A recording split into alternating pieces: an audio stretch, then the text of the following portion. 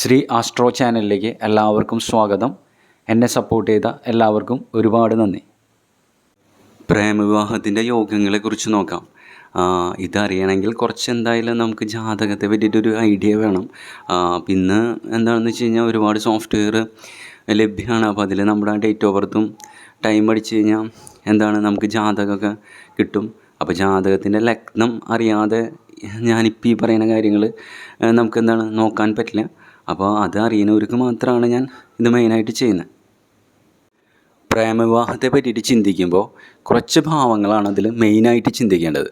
3, 5, 7, 11 ഭാവങ്ങളാണ് important ഭാവങ്ങൾ.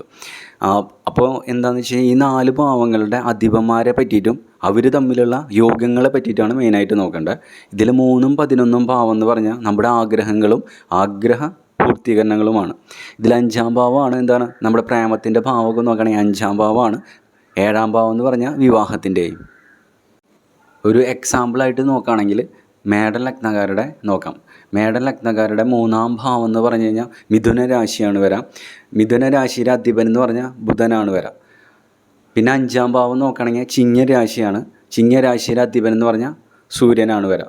അതേമാതിരി 7ാം ഭാവം എന്ന് പറഞ്ഞാൽ തുലാം രാശിയാണ്. തുലാം രാശിയുടെ അധിപൻ ശുക്രനാണ്.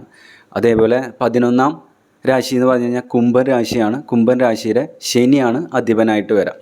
അപ്പോൾ അങ്ങനെയാണ് മേടൻ ലഗ്നക്കാരുടെ നമ്മൾ ഒരു പ്രേമത്തിൻ്റെ വിവാഹത്തെ കുറിച്ചിട്ടൊക്കെ നോക്കുകയാണെങ്കിൽ അങ്ങനെയാണ് നമ്മൾ നോക്കേണ്ടത്. ഇതിലിപ്പോൾ ഇടവൻ ലഗ്നമാണെങ്കിൽ 3ാം ഭാവം കർക്കിടക രാശി വരും, അധിപൻ ചന്ദ്രൻ വരും. 5ാം ഭാവം കന്നി രാശി വരും, അധിപൻ ബുധൻ വരും. 7ാം ഭാവം വൃശ്ചികം രാശി വരും, അധിപൻ ചൊവ്വ വരും. 11ാം ഭാവം മീനം രാശി വരും, അധിപൻ ഗുരു വരും. അപ്പോൾ ഈ 4 ഭാവങ്ങളാണ് നമ്മൾ കൺസിഡർ ചെയ്യേണ്ടത്. അത് ഓരോ ലഗ്നത്തിൻ്റെയും 3, 5, 7, 11 ഭാവങ്ങൾ നമ്മൾ നോട്ട് ചെയ്തിട്ട് ആ ഭാവങ്ങൾ വെച്ചാണ് നമ്മൾ പ്രേമവിവാഹത്തെ പറ്റിയിട്ട് ചിന്തിക്കേണ്ടത്. ഇതിലിപ്പോൾ ഞാനൊരു ഐഡിയയ്ക്ക് എടുത്തുള്ളത് മേടൻ ലഗ്നക്കാരുടെയാണ് മെയിനായിട്ട് പറയുന്നത്. യോഗങ്ങളെ കുറിച്ചിട്ട് നമ്മൾ നോക്കുകയാണെങ്കിൽ അതിലിപ്പോൾ മേടൻ ലഗ്നക്കാരുടെ എടുക്കുകയാണെങ്കിൽ 3ഉം 11ഉം ഭാവാധിപന്മാരായ ബുധനും ശനിയും ഏതെങ്കിലും ഭാവത്തിൽ 7ാം ഭാവാധിപനായ ശുക്രനായിട്ട് യോഗം ചെയ്ത് നിന്ന് കഴിഞ്ഞാൽ പ്രേമവിവാഹത്തിനുള്ള ആഗ്രഹങ്ങളുണ്ടാകും. അതായത് ബുധനും ശുക്രനും ശനിയും ഒരു ഭാവത്തിൽ നിൽക്കാം.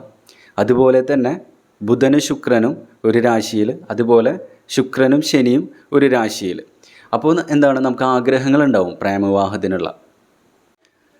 ഈ പ്ലാനറ്റ്സ് തമ്മിൽ പരസ്പരം ദൃഷ്ടി ചെയ്ത് കഴിഞ്ഞാലും ഒരേ നക്ഷത്രത്തിൽ നിന്ന് കഴിഞ്ഞാലും അതുപോലെ തന്നെ പരസ്പരം രാശി മാറി നിന്ന് കഴിഞ്ഞാലൊക്കെ ഈ ആഗ്രഹങ്ങൾ സംഭവിക്കും.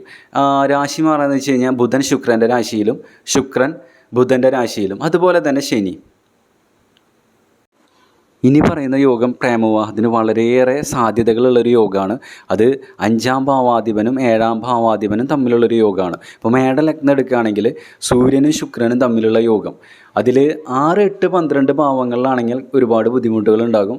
വിവാഹത്തിനുള്ള സാധ്യതകൾ കുറയ്ക്കും. ഇതിൽ ഞാൻ മുമ്പ് പറഞ്ഞ 3, 5, 7, 11 ഭാവങ്ങളിൽ സൂര്യനും ശുക്രനും തമ്മിൽ യോഗം പറയുകയാണെങ്കിൽ 100% പ്രേമവിവാഹത്തിനുള്ള സാധ്യതകളുണ്ട്.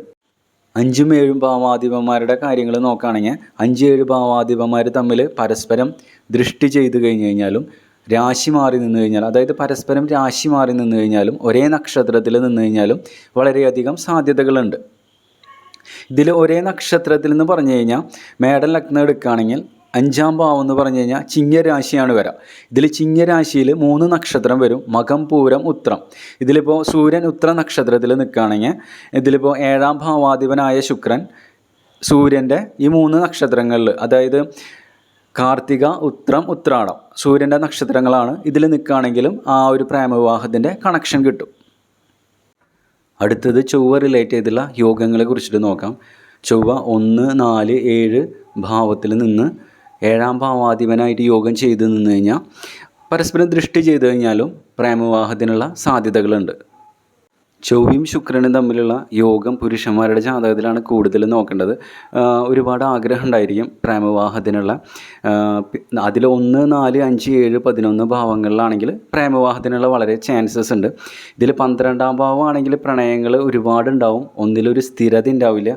പ്രണയത്തിനുള്ള ഒരുപാട് ടെൻഡൻസികൾ ഇപ്പോൾ ശുക്രനായിട്ട് ചൊവ്വ യോഗം ചെയ്ത് കഴിഞ്ഞ് കഴിഞ്ഞാൽ പുരുഷന്മാർക്ക് ഉണ്ടാവും. ഞാനിപ്പോൾ പറഞ്ഞ ജാതകത്തിലത്തെ പ്രേമവിവാഹത്തിൻ്റെ യോഗങ്ങളുടെ കൂടെ ശനി, രാഹു, കേതു ഇതിലേതെങ്കിലും ഒരു ഗ്രഹം കൂടി വരാണെങ്കിൽ അന്യജാതിയിൽ നിന്നോ വേറെ ആചാരങ്ങളിൽ നിന്നോ ഉള്ള പ്രേമവിവാഹത്തിന് സാധ്യതകൾ കൂടും.